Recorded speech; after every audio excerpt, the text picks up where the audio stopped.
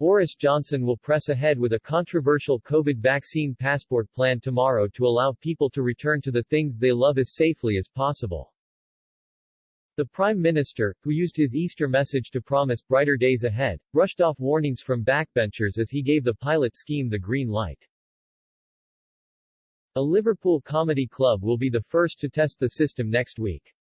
It will then be trialled at a handful of large events including the FA Cup final and Sheffield's World Snooker Championship.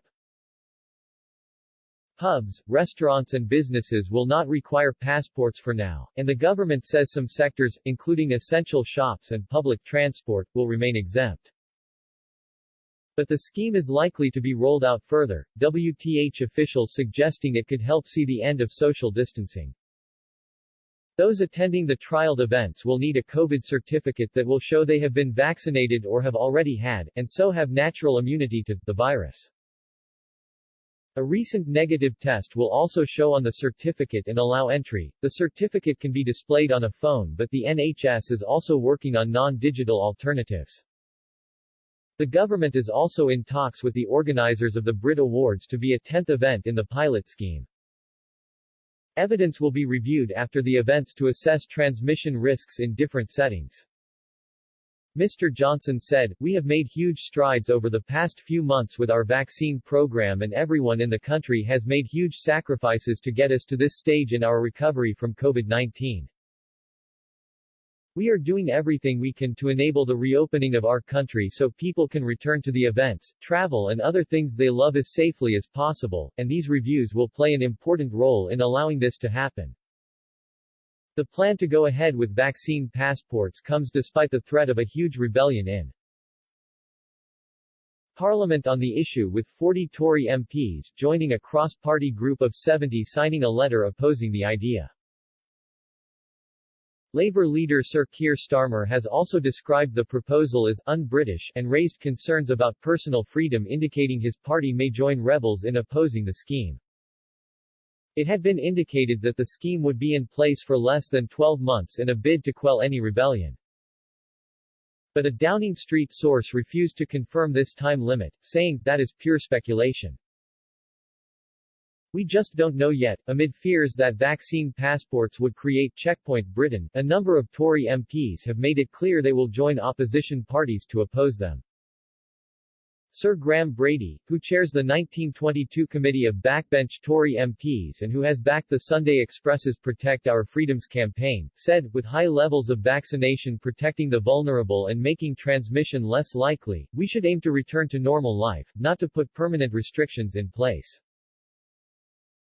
North West Leicestershire MP Andrew Bridgen warned, vaccine passports would be divisive, effectively creating an underclass of people who are not vaccinated, many of whom won't be vaccinated for medical reasons.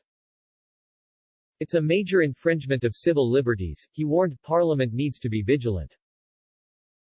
The reason they are not talking about pubs and shops at the moment is because they know they won't get it through Parliament.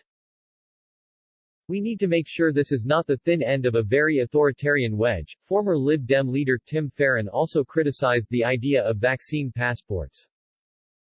He told a podcast, "What we have got is a government that talks a lot about liberty, that is core to its narrative. But the minute the rubber hits the road they are not liberals or libertarian, they are authoritarian in their instincts." The think tank the Institute of Economic Affairs warned that vaccine passports are part of a package of measures which are in danger of turning the replacement of Public Health England into the Office of Health Coercion. The passport pilots are part of a series of reviews being carried out with the aim of lifting the current restrictions.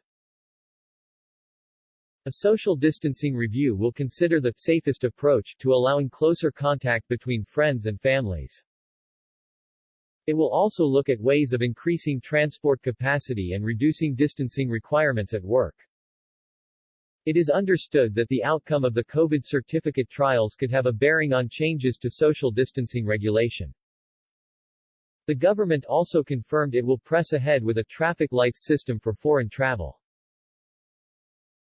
International travel will not be allowed until May 17 at the earliest, and when the "Stay in the UK" message is removed, countries will be given red, amber and green ratings. There will be no isolation requirement for travel from countries in the new green category, although pre-departure and post-arrival tests will still be needed. The red and amber restrictions would remain as they are now, with the requirement to enter quarantine or self-isolation upon return.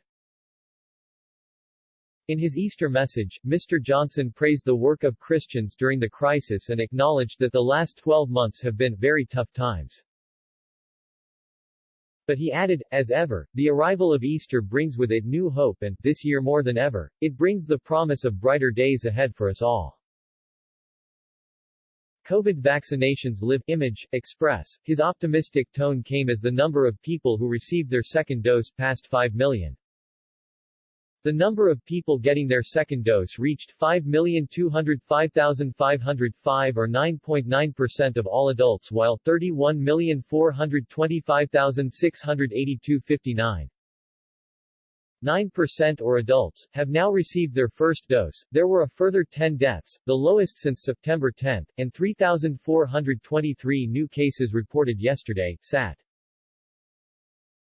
Although there were further warnings linking the AstraZeneca jab rare blood clots, experts suggested the risks were minuscule and the jab remained safe. Public health expert Professor Linda Bald of Edinburgh University said there was no evidence uptake of the jab was slowing. She said, the MHRA is still consistently saying there's no cause for concern and that is absolutely the message to people. It doesn't look from the behavioral response, the surveys I've seen, that it's affecting uptake in the UK and that's really important. Dr. Chris Smith, consultant virologist at University of Cambridge, added the risk of the clots happening is around 1 in 2.5 million and side effect risks were no higher than risks from other vaccines like flu or polio. He said, you are much better off having the vaccine statistically rather than catching coronavirus. Quote,